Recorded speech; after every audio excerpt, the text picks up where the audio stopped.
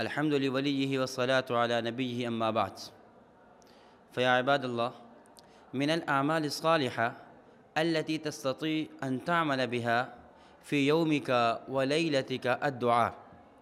وما أحلى الدعاء، ولا شك الدعاء أعظم أنواع العبادة، كما جاء في الحديث الذي رواه الإمام الترمذي عن النعمان بن بشير رضي الله تعالى عنه قال: سمعت النبي صلى الله عليه وسلم يقول: الدعاء هو العبادة. وعن أبي هريرة رضي الله تعالى عنه قال: قال النبي صلى الله عليه وسلم: ليس شيء أكرم على الله تعالى من الدعاء، وذلك في قول الله عز وجل: وقال ربكم ادعوني أستجب لكم إن الذين يستكبرون عن عبادتي سيدخلون جهنم داخرين. عن عبادتي أي عن دعائي، فسمى الدعاء العبادة. فيا أيها الإخوة الكرام، لا غنى للعبد عن دعاء عن ربه، لأنه دائما بحاجة إلى الله والاتصال بالله في السراء والضراء. ولا شك أن الإنسان يحتاج إليه أكثر من إحتاج الأكل والشراب واللباس والمسكن، فالله تعالى غني وكلنا فقراء.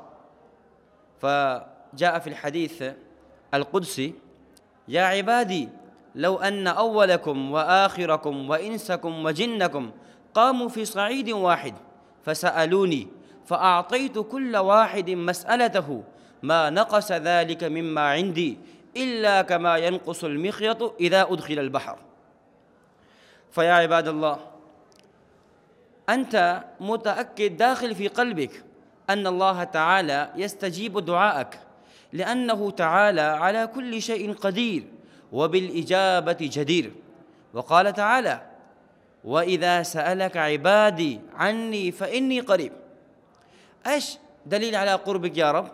فيقول: أجيب دعوة الداعي إذا دعان. مثلا دعوت وقلت: يا ربي أنا مديون، فيقول: أجيب. قلت: يا ربي أنني مريض، فيقول: أجيب دعوة الداعي إذا دعان. وأخبر الله تبارك وتعالى بأسماء الحسنى، فقال: ولله الأسماء الحسنى فادعوه بها. مثلا الرزاق، الكريم، الرحيم، الشافي، الغني، فادعوه بها. مثلا أنت قلت ودعوت: يا شافي اشفني، يا غني أغنني، يا غفور اغفر لي، فهذه دعاؤك. يا عباد الله، كلنا نلح ونتضرع في الدعاء، فتارة يقذف اليأس في قلوبنا فنقول: دعوت ربي ولم يستجب.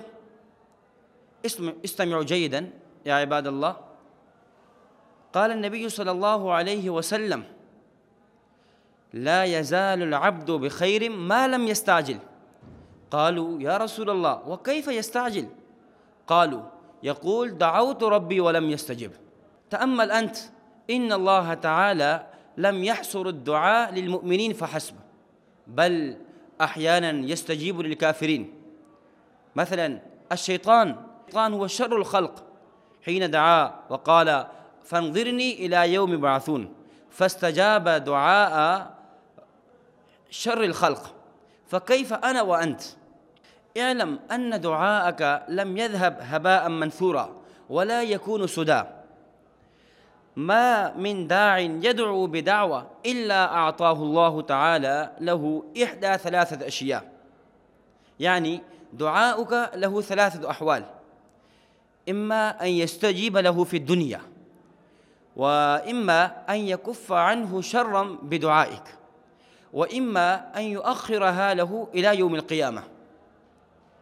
يعني مثلا أنت دعوت وقلت: يا ربي اشف مرضى، فمباشرة شفاه، فهذه الصورة الأولى، يعني يستجيب دعاءك في الدنيا. إما أن يكف عنه شرا بدعائك، مثلا ولدك مريض فيمكن أن يموت وقضاؤه أن يموت، لكن بسبب دعائك فينزل القدر بالبلاء ويرتفع الدعاء بطلب الشفاء. فكذلك إما أن يؤخرها له إلى يوم القيامة. وفي بعض الآثار أن الداعين حينما رأوا يوم القيامة ثواب دعائهم فيعطيه بها حسنات، فتمنوا أن الله تعالى لم يستجب الدعاء في الدنيا، فنرى اليوم ثواب هذه الأدعية.